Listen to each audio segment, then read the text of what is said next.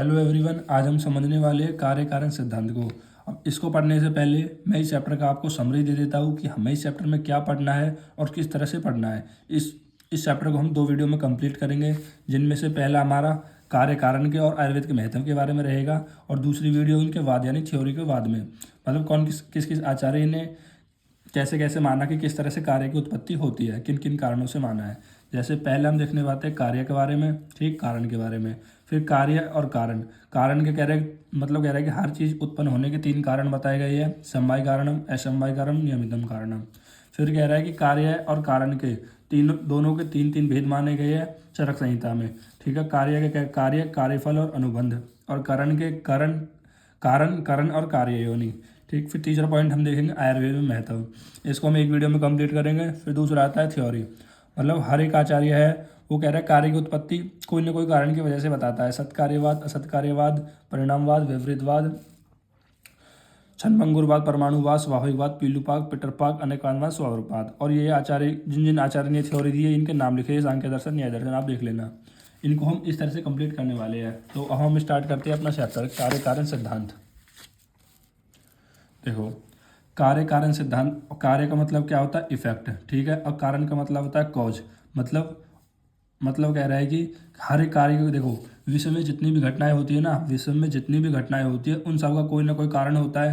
ठीक है, आपने एक डायलॉग भी सुना होगा कि कोई भी कार्य बिना कारण के नहीं होता। ठीक है, या फिर बोल सकते हो कि हर चीज़ के पीछे कोई ना कोई कारण होता है। ठीक, और सिद्धांत आपने अगर फर्स्ट चैप्टर में पढ़ा होगा तो सिद्धांत का मतलब वही है जो आपने फर्स्ट चैप्टर में देखा था। ये क्या बता रहा हूँ।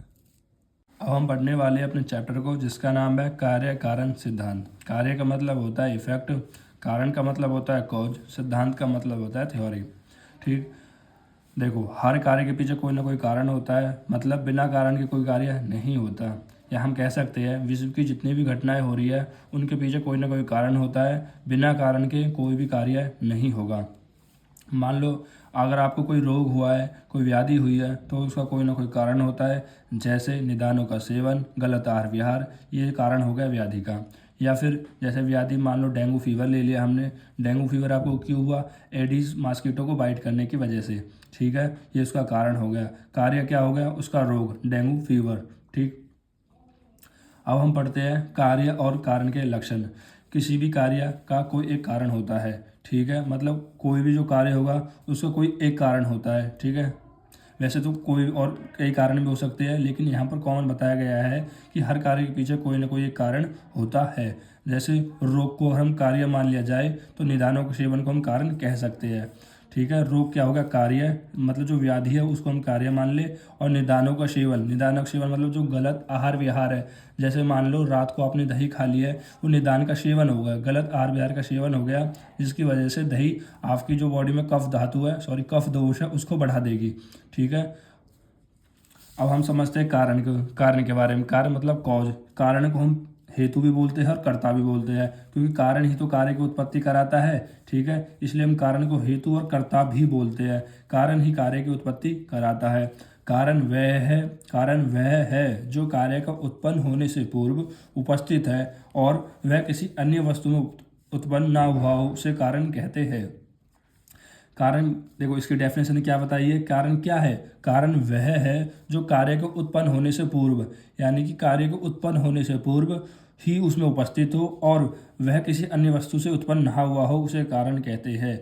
जैसे मैंने अभी एग्जांपल आपको दिया था कि डेंगू आपको क्यों हुआ? एडिस मॉस्किटो के बाइट करने से। अब इस एडिस जो मॉस्किटो है उसके अंदर पहले से ही इन्फेक्शन कर भाई, इसके अंदर पहले से तो इन्फेक्शन था, यानी जो फीवर हो रहा था उसको, डेंगू हो रहा था उसके अंदर कह रहे हैं कि पहले से तो अंदर था। भाई देखो, जो मैंने आपको क्या बताया भाई, डेंगू किसकी वजह से हुआ? डेंगू आपको किसकी वजह से हुआ? मॉस्किटो की वजह से, एडिस मॉस्किटो की वजह से। तो ये एडिस मॉस्किटो क्या हो गया? ये कारण हो गया। और ये डेंगू क्या हो गया? ये कार्य हो गया। ठीक है, तो अब इस कारण में कह रहा है पहले से ही तो ये कार्य उपस्थित था, पर डेंगू तो इसके अंदर पहले से था, मतलब जो डेंगू कर रहा था किसी पर्सन को, तो पहले से ही इसके अंदर था ना, मॉस्किटो के अंदर। तो यही बोल रहा है जो कारण है वो भी अपने कारण, जो कारण है वो अपने कार्य में पहले ही उत्पन्न होने से पहले ही उपस्थित रहता है। जैसे हम लकड़ी से चेयर बनाते थे, जैसे मान लो इस लकड़ी में चेयर, तो इनका कहने का ये अर्थ हो गया कि इस लकड़ी में कह रहा पहले से ही चेयर प्रेजेंट थी। वैसे तो ये गलत एग्जाम्पल है, बस मैं आपको ये बताना चाह रहा हूँ जो कारण है वो अपने कार्य में पहले से ही उपस्थित रहता है। ठीक, फिर हम बढ़ते कार्य एंड इफेक्ट। कारण देख लिया, अब कार्य देखते हैं यानी इफेक्ट देखते हैं। प्रभाव की विरोधियों को कार्य कहते हैं। नहीं समझ में आया होगा, अभी समझाता हूँ। देखो, उत्पन्न होने से पूर्व किसी विषय वस्तु का अभाव कहते हैं। बिल्कुल सही बात है। भाई हमने पहले क्या देखा, हमने देखा कारण कह रहा है कारण से ही कार्य की उत्पत्ति होती है। ठीक है, अब कार्य क्या है भाई, उसको कौन उत्पन्न कर रहा होता है, कारण उत्पन्न कर रहा होता है। तो जब तक वो उत्पन्न नहीं होगा तो उस वस्तु का अभाव ही तो होगा। ठीक है, मान लो लकड़ी से कह रहे हैं कि हम चेयर बनाएंगे, जब तक चेयर नहीं बनेगी तब तक तो उसका अभाव ही होगा। ठीक, कार्य वह है जो कारण से उत्पन्न होता है। अब हम बात करते हैं कारण की भेद की। देखो, कारण क्या हो गया, कर्ता हेतु, मतलब जो किसी को उत्पन्न करा रहा होता है। ठीक, तो उनके भेद बताए गए हैं। इनके भेद बताए गए तीन भेद बताए गए हैं। यानी संसार की सभी वस्तु, यानी संसार की सभी जो कार्य है की उत्पत्ति होती है तीन कारणों की वजह से होती है। फिर से सुनो, संसार में जितने भी कार्य होते हैं वो तीन कारणों की वजह से होते हैं। पहला कारण समवाय कारणम, दूसरा कारणम असमवाय कारणम, तीसरा कारण नियमितम कारणम। फिर से समझो, संसार में जितने भी कार्य हो रहे हैं उनके पीछे तीन कारण होते हैं, या तो समवाय कारणम या असमवाय कारणम या नियमितम कारणम। अब हम देखते हैं समवाय कारणम क्या होता है, जिसमें समवाय संबंध से संबंध होता हुआ कार्य उत्पन्न होता है। ठीक है, मतलब देखो अब ये क्या है, ये कारण कार्य की तो उत्पत्ति कराएगा। भाई कारण के तीन भेद होते हैं और कारण करता क्या, कार्य की उत्पत्ति कराता है। तो पहला जो कारण है, मतलब पहला कारण किस तरह से कार्य की उत्पत्ति कराएगा ये बता रहा है। जैसे जिसमें समवाय संबंध से संबंध होता हुआ कार्य उत्पन्न होता है। अब ये समवाय संबंध क्या होता है, समवाय संबंध क्या होता है, जो कारण है वो कार्य के साथ सर्वदा रहता है। जो कारण है वो कार्य के साथ सर्वदा रहता है। जैसे मैं आप देखो एग्जाम्पल समझो, एग्जाम्पल से आप समझोगे। देखो कारण, देखो धागा और वस्त्र, तो धागा और वस्त्र में क्या है, कारण क्या हो गया भाई, धागे से ही तो वस्त्र बनते हैं। तो धागा क्या हो गया, कारण हो गया, कार्य क्या हो गया, वस्त्र बन गया। ठीक है, तो अब मैंने क्या बताया समवाय संबंध का मतलब, मैंने बताया कारण हमेशा कार्य के साथ रहेगा। जो कारण है वो हमेशा कार्य के साथ रहेगा, यानी वस्त्र के साथ हमेशा धागा रहेगा। अगर वस्त्र के साथ धागा नहीं रहेगा तो वस्त्र भी नहीं रहेगा। तो इसको बोलते हैं समवाय संबंध। मतलब दो चीज़ों का ऐसा रिलेशन जो कभी खत्म नहीं हो सकता। अगर एक भी इनमें से कोई कम हुआ तो कह रहे दूसरी चीज़ नहीं रहेगी। मान लो धागा नहीं रहा तो वस्त्र नहीं रहेगा, वस्त्र नहीं रहा तो धागा नहीं रहेगा। तो इस तरह से तो आपको समझ में आया होगा। कारण के कह रहा है पहला वे समवाय कारणम, जो किसी कार्य को उत्पन्न कराता है। कैसे कराता है, समवाय संबंध से, यानी कि उनके बीच में कैसा रिलेशन होता है, समवाय संबंध। धागा और वस्त्र हो गया, यानी धागा कारण हो गया और कार्य क्या हो गया, वस्त्र हो गया। दोष वैषम्य और रोग, दोष वैषम्य और रोग, मतलब जब भी आपके जो दोष है वो वैषम्य हो जाएंगे। यानी जो दोष कौन कौन से, वात पित्त कफ है वो वैषम्य हो जाए। वैषम्य का मतलब है वो अपने लेवल से या तो बहुत ज़्यादा बढ़ जाए या बहुत ज़्यादा कम हो जाए। ठीक है, फिर उनसे क्या होगा, उनसे क्या कार्य उत्पन्न होगा, यानी रोग की उत्पत्ति होगी। जब भी दोष वैषम्य हो जाते हैं तो वो रोग की उत्पत्ति करते हैं। ठीक है, वो भी समवाय संबंध से। कैसे, अगर दोष वैषम्य ही ना रहे तो रोग की उत्पत्ति नहीं होगी, इस तरह से। फिर तीसरा बताया एग्जाम्पल, पंच महाभूत प्लस आत्मा। पंच महाभूत प्लस आत्मा, ठीक है, क्या क्या कार्य उत्पन्न करते हैं, जीव शरीर। यानी जब पंच महाभूत आत्मा मिलते हैं ये कारण होते हैं जीवित शरीर का। और इस परम और ओवम जब मिल जाते हैं वो कार्य क्या करते हैं, फोएटस को उत्पन्न कर देते हैं। और एक और एग्जाम्पल है कि एटम मिल के कह रहे हैं कि कंपाउंड बना देते हैं। ठीक, इतने देख लेना आप, चार एग्जाम्पल आपको समझ में अच्छे से आ जाएगा। ठीक, अब हम बात करते हैं असमवाय कारणम की। असमवाय कारणम क्या है, देखो इसमें एक्चुअली बच्चों को ये समझ में नहीं आता है और उसे रट लेते हैं और समझ जाते हैं। ये थोड़ा मैंने कॉम्प्लेक्स कर दिया लिख के, थोड़ा मतलब कॉम्प्लेक्स नहीं, मतलब थोड़ा छोटा छोटा लिख दिया था, आप समझ में शायद ना आ रहा होगा, पर मैं पूरी कोशिश करूंगा इसको अच्छे से समझाने की। ठीक, असमवाय कारण, देखो ये असमवाय कारण कह रहे हैं दूसरा कारण है जो कार्य की उत्पत्ति कराता है। ठीक, फिर से देखो, कार्य या कारण के साथ एक ही विषय पर समवाय संबंध में रहकर जो कार्य की उत्पत्ति करता है उसे असमवाय कारणम होता है। मैं 90 से 95% श्योर हूँ कि आपको पहली बार में तो समझ में नहीं आएगा क्या बोल दिया। फिर से समझो, कार्य या कारण के साथ एक ही विषय पर समवाय संबंध से जो रहकर जो कार्य की उत्पत्ति कराता है। पहला तो ये एक कारण है जो किसी कार्य को उत्पत्ति कराता है, ठीक ठीक, कैसे उत्पत्ति कराता है? समवाय संबंध में रहकर ही। ये तो दूसरा कारण है, वो समवाय संबंध में रहकर ही कार्य की उत्पत्ति कराता है। सर ये तो पहले जैसा ही हो गया, ये भी समवाय संबंध में रहकर ये वाला कारण कार्य की उत्पत्ति करा रहा था, और ये भी समवाय संबंध में रहकर कार्य की उत्पत्ति करा रहा है। भाई ठीक है, सही कह रहे हो आप। इसमें दो चीज़ें हैं, या तो कार्य या कारण।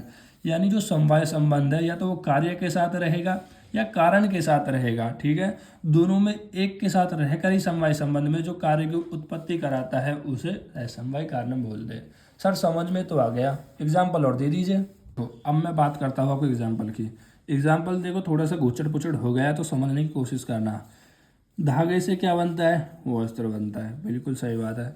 जब धागा क्या है? कारण है। वस्त्र क्या है? कार्य है। ठीक है, जब धागों का आप सहयोग करोगे, भाई धागों के सहयोग से तो वस्त्र बनता है। ठीक है, अब जो ये सहयोग है, देखो पहले तो अगर एमसीक्यू में सहयोग आ जाए ना, तो सहयोग जब भी कह रहे कोई से उदाहरण में आए तो इसको असमवाय कारण में मानना, आप इतना याद रखना। दूसरा, अब हम समझते हैं कि इस तरह से कार्य या कारण के एक विषय पर समवाय संबंध में रहकर कैसे कार्य उत्पन्न होता है।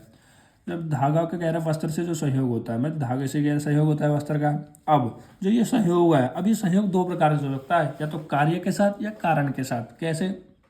देखो, यदि ये कार्य के साथ रहेगा, यदि ये कार्य के साथ रहेगा, ठीक है, तो कौन सा होगा? असमवाय कारणम। और यदि वो कारण के साथ रहेगा तो भी असमवाय कारणम, मतलब एक के साथ रहेगा। समझो एग्जाम्पल के साथ कि धागे का जब सहयोग होता है, मतलब धागे का सहयोग होने से वस्त्र बनता है। अब ये सहयोग देखो, वस्त्र की बनावट धागों के विशिष्ट सहयोग पर निर्भर करती है। देखो यहाँ सहयोग नहीं है, बस इतना याद रखना। आपको दिख रहा होगा कि जो वस्त्र की बनावट है धागों के विशिष्ट सहयोग पर निर्भर करती है। मतलब वस्त्र की कैसे बनावट होगी, वो गोल होगा, ट्रायंगुलर होगा, किस तरह से इसका डिजाइन होगा, वो किस पर डिपेंड कर रही है कि आपके जो धागे वो कैसे संयोग हो रही है। मतलब उन धागों का आप किस तरह से संयोग कर रहे हो। जैसे मान लो आपके जो घर में नानी दादी है वो स्वेटर बनाती है।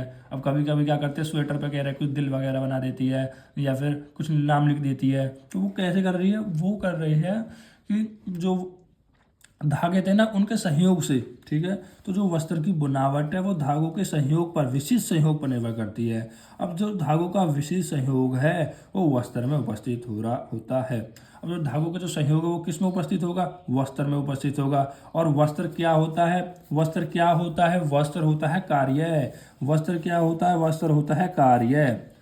ठीक है, और धागा क्या होता है? कारण। यानी धागों का आप सहयोग तो कर रहे हो, लेकिन जो धागों का जो विशिष्ट सहयोग है वो किस में उपस्थित हो रहा है? यानी वस्त्र में उपस्थित हो रहा है, यानी कार्य में उपस्थित हो रहा है। तो यहाँ पर कार्य के साथ समवाय संबंध में रहकर जो कार्य उत्पन्न, मतलब यहाँ पर कार्य के साथ समवाय संबंध में रहकर कार्य की उत्पत्ति हो रही है।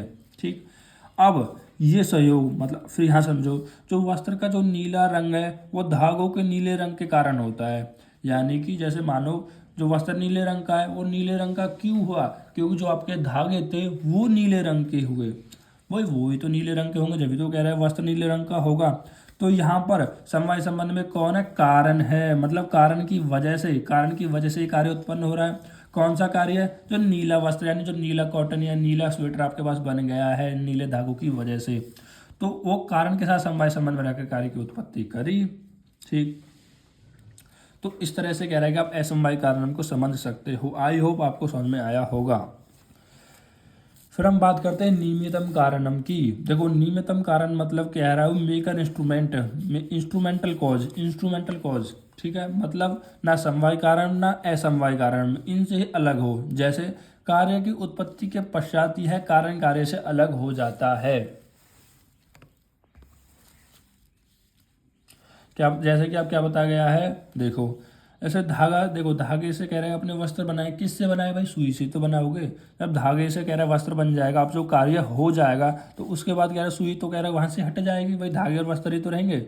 ठीक है, तो जो सुई है वो होगा नियमितम कारणम, इंस्ट्रूमेंटल कॉज। यानी कि कार्य की उत्पत्ति के पश्चात या कारण कार्य से अलग हो जाता है। कारण और कार्य से दोनों से क्या हो गया? अलग हो गया। जैसे निदानों का सेवन, निदानों के सेवन यानी गलत आहार विहार के सेवन से आपको क्या हो गया? व्याधि हो गई। और व्याधि होने के बाद कह रही है आहार विहार तो भाई अपने हट जाएंगे, उनमें कार्य को उत्पन्न करते हैं जो कि है व्याधि।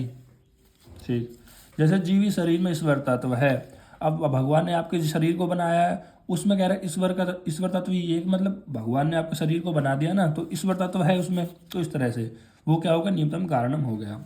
अब इन तीनों का एक कॉमन एग्जाम्पल ले लिया, मतलब तीनों को एक कॉमन एग्जाम्पल की तरह समझाने। मैंने क्या बताया कि कारण क्या कह रहा है कि संसार में जितनी भी वस्तु है उनके उत्पत्ति के 3 कारण है, समवाय, असमवाय, नियतम। कैसे? देखो, जैसे रोग उत्पत्ति को हम एक कार्य मान लेते हैं, मतलब किसी भी डिजीज को हमने एक कार्य मान लिया, तो उस कार्य के अब 3 कारण है। भाई कैसे 3 कारण है?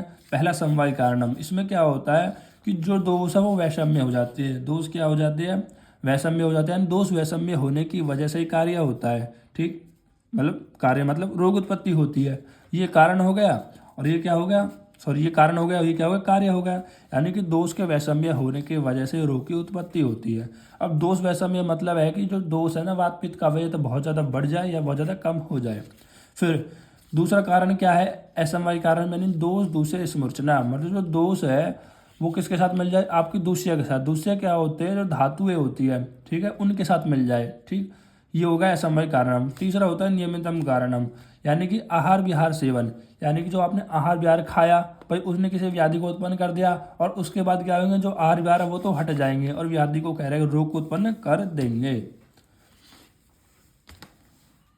अब हम बात करते हैं कार्य और कारण के चरक संहिता के अनुसार वर्गीकरण। हमने देखा था ना कि कार्य और कारण, कारण के 3 भेद देख लिए, ठीक है। अब चरक संहिता के अनुसार कार्य के 3 भेद देखने हैं और कारण के भी 3 भेद देखने हैं। पहला जिसमें है हमारे पास कारण के भेद देखते हैं। देखो, कारण के 3 भेद, कारण, कारण और कार्य योनि, ठीक है। देखो, अब इसमें हम कह रहे हैं कारण को देखते हैं। कारण मतलब कह रहा है, कारण को नियमितम कारण भी बोलते हैं। अभी समझते हैं कैसे।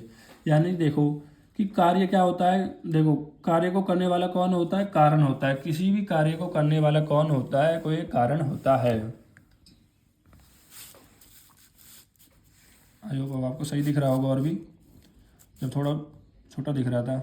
अब देखो, किसी भी कह रहे कार्य को करने का एक कारण होता है, वो कारण आपके शास्त्र अनुसार में क्या बोलते हैं? नियमतम कारण बोलते हैं, और चिकित्सा में उसको भिषक बोलते हैं। समझ में नहीं आया होगा, अभी समझाता हूँ। देखो, समझो। जैसे देखो, डॉक्टर ने क्या किया, भाई चिकित्सा मतलब भिषक यानी डॉक्टर की बात कर रहा है कि किसी ट्रीटमेंट यानी किसी व्याधि को जब वो इलाज करता है, ट्रीट करता है, तो वो क्या कहलाता है? डॉक्टर, वो कहलाता है नियमतम कारण। कैसे? कि वो तो दवाई दे के कह रहा है हट जाएगा। भाई आपने नियमतम कारण में क्या पढ़ा था?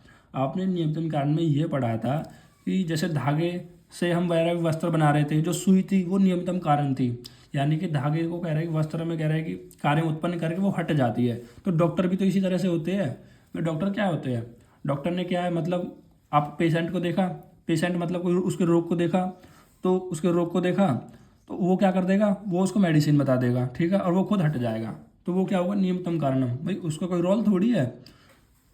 भाई देखो, आपने फिर से देखो डेफिनेशन में क्या देखा था कि कार्य की उत्पत्ति के पश्चात यह कारण कार्य से अलग हो जाता है। तो डॉक्टर भी तो यही कर रहा है, वो कार्य की उत्पत्ति कर रहा है, यानी कार्य की उत्पत्ति मतलब उसका ट्रीटमेंट कर रहा है रोग का, और उसके बाद वो हट जा रहा है, उसका तो कोई रोल नहीं है।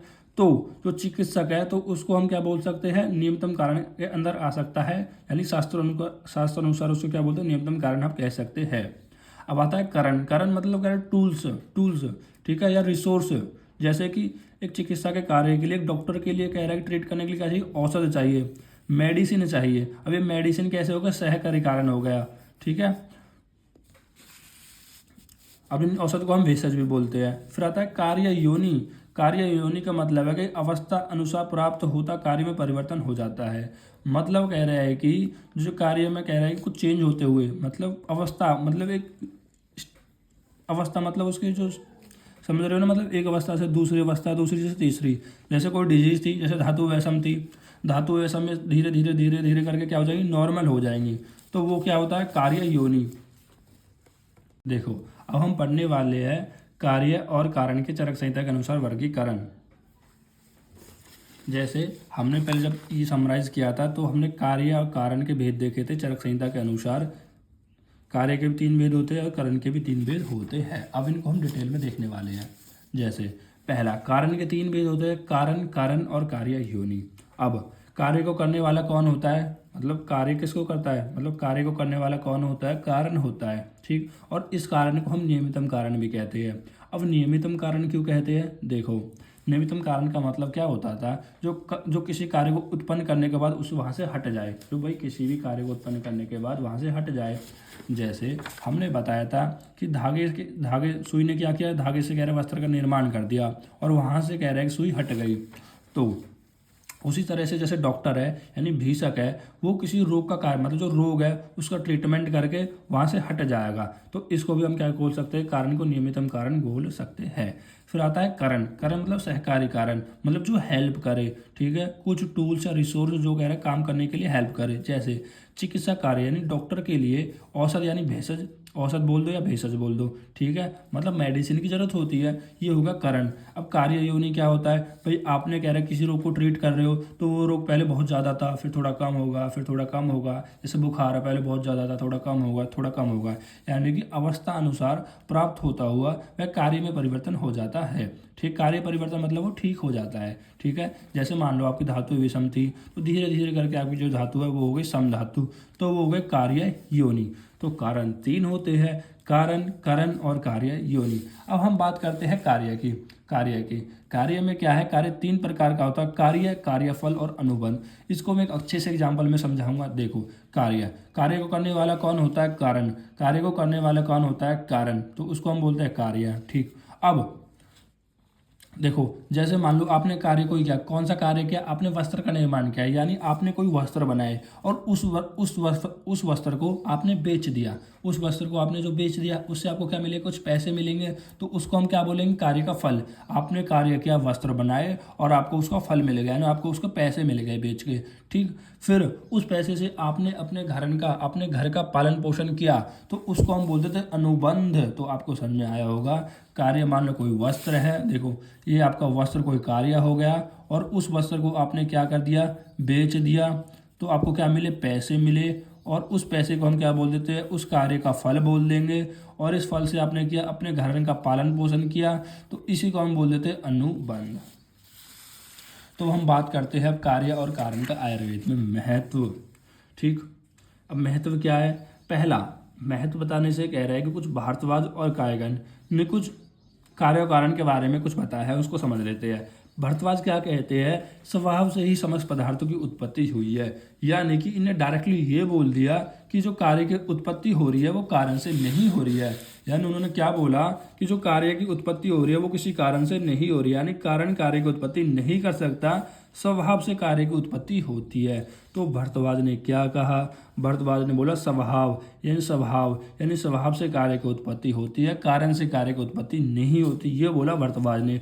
जैसे कि कुछ उन्होंने एग्जाम्पल देने की कोशिश की। पहले क्या बताया, स्वभाव से ही रोग और राशि पुरुष की उत्पत्ति होती है, यानी जो भी आपको डिसऑर्डर होते हैं वो स्वभाव से होते हैं। और जो राशि पुरुष की उत्पत्ति होती है, यानी कि राशि पुरुष मतलब जो आपके त्रिगुण होते हैं ना, उनमें जो रजव और तम है, ये 2 गुण होते हैं, उनकी उत्पत्ति कह रहे हैं कि स्वभाव से ही होती है। मतलब कोई ऐसी प्रकृति का होता है जो बहुत ज़्यादा गुस्सैल होता है, या फिर कोई ऐसी प्रकृति का होता है बहुत ज़्यादा शांत होता है, सोता रहता है, हमेशा कुछ ना कुछ बोलता रहता है, मतलब जो उनकी प्रकृति हो रही है वो स्वभाव से ही हो रही है, वो बोलते हैं भरतवाज। भरतवाज ने और कुछ एग्जाम्पल दिए, खर होना पृथ्वी का स्वभाव है, ठीक है, और द्रव होना जल का स्वभाव है। ठीक, ये एग्जाम्पल दिए भरतवाज ने अपनी इस थ्योरी को स्पष्ट करने के लिए। उत्पन्न होना सभी पदार्थों का स्वभाव है, ये किसने बोल दिया, भरतवाज ने बोल दिया। फिर कायकन ने क्या किया, भाई एक और कायकन आए, कायकन ने क्या कर दिया, जो भरतवाज का था, यानी भरतवाज का जो वर्णन था या थ्योरी थी उसको खंडन कर दिया। कायकन ने भरतवाज के इस पक्ष को खंडन करते हुए कहा है कि यदि स्वभाव ही समस्त पदार्थों का सिद्धि, उत्पत्ति और असिद्धि का कारण है तो कृषि, वाणिज्य और यज्ञ आदि किसी भी कर्म का कोई फल नहीं होना चाहिए। कायकन ने ये बोला, स्वभाव मतलब भरतवाज से बोला, भरतवाज जी मेरी बात सुनो, मतलब बोला नहीं, मैं आपको समझा रहा हूँ, भरतवाज जी मेरी बात सुनो, अगर आपके अनुसार स्वभाव से ही सभी कार्य की उत्पत्ति होती है तो खेती, भाई हमें खेती क्यों करते हैं, भाई खेती भी खुद हो जानी चाहिए, बाने मतलब, और फिर जो बीज है वो खुद ही अंकुरित होना चाहिए, भाई बीज का तो क्या है, वो फल में, वृक्ष में बनेगा, तो वो स्वभाव अपने आप ही हो जाना चाहिए, उसको कोई पानी की जरूरत नहीं होनी चाहिए। ठीक है, उसको कह रहा है कि किसी मौसम की जरूरत नहीं होनी चाहिए। जो यज्ञ आदि है, यानी जो ऋषि मुनि यज्ञ करते हैं उनका भी कोई नहीं है, भाई यज्ञ आदि भी कह रहे हैं कि उनका भी कोई कर्म नहीं होगा ना, उनका कोई फल नहीं होगा। तो उन्होंने इसको गलत कर दिया और उन्होंने बताया कर्म आदि अनेक हेतुओं की श्रृंखला लगी रहती है। यानी कर्म आदि मतलब इनके पीछे कर्म होते हैं बहुत सारे, ठीक है, उन कारणों की श्रृंखला लगी रहती है। अब हम बात करते हैं कार्य कारण सिद्धांत का महत्व। अब आयुर्वेद में क्या महत्व है कि चिकित्सा शास्त्र कार्य कारण सिद्धांत पर ही आधारित है। कैसे कैसे भाई देखो, यानी कि जो चिकित्सा शास्त्र है मतलब किसी का आप ट्रीटमेंट कैसे करोगे, जब आपको पता लगेगा कि किसी रोग का क्या कारण है तभी तो आप उसके कार्य को उत्पत्ति कर सकते हो।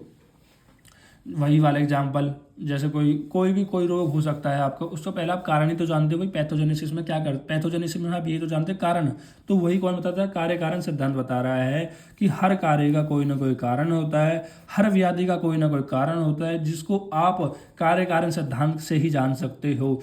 ठीक, फिर दूसरा है औसत द्रव्य के गुण को देखकर कार्य का निर्धारण किया जा सकता है। जो औसत द्रव्य के गुण हो गए वो ये क्या बोल रही है, इनको हम क्या कह सकते हैं, कारण बोल सकते हैं।